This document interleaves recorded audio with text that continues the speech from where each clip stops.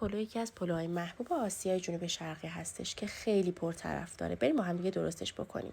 من تمامی ادویه‌ها و مقدارهای سبزیجات‌ها رو همه رو داخل کپشن براتون نوشتم. نکتهش اینه که روغنتون که داغ شد ادویه‌ها رو کامل توش تفت بدین تا عطرش در بیاد. و نکته سبزیجاتش هم اینه که کاملا خلالی و نازک باشه. سویا سس هم میخوان که اگر استفاده کردین نمک و مراقب باشین که خیلی شور نشه. برنجتون هم پخته باشه و به مواد سبزیجاتتون اضافه بکنید. یه دونه هم تخم مرغ کنارش مخلوط کنید باهاش. اصلا هم بوی زهم نمیده، خیالتون راحت باشه. خیلی خوش طعمه، یعنی اون ترکیب زیره و ادویه کاری عالیه.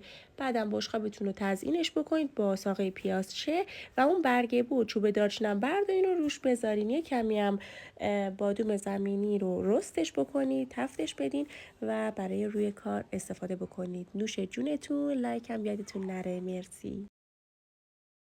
پلو بریانی از اون غذاهایی که اگر برنجتون خوش عطر و طعم باشه نیاز به گوشت و مرغ هم ندارین.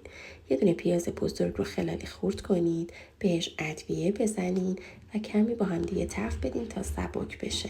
حالا مرغ رو بهش اضافه کنین، یه دونه چوب دارچین، آب زعفرون و مقداری آب بذارید بپزه. حالا بهش ماست اضافه کنید ولی مراقب باشید که نبره.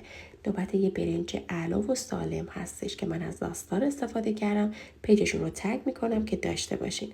گشنیز تازه رو خورد کنید، برنجتون رو آبکش کنید، کف قابلمه‌تون رو روغن و کنجد و زعفرون و یه لایه برنج، پیاز داغ، زعفرون، گشنیز خرد شده و وسطشون رو هم یه دونه بوته سیر و روغن حیوانی. یعنی نمیدونید موقع پخت چه عطری توی خونه را میفته.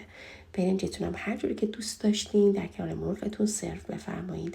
نوش جونتون باشه. من پیج زاستار رو هم براتون تگ میکنم که اگه خواستین تهیه بکنید. در یه دمی مخلوط خوشمزه که از کشور افغانستان هست اصالتا و توی خراسان هم درست میشه.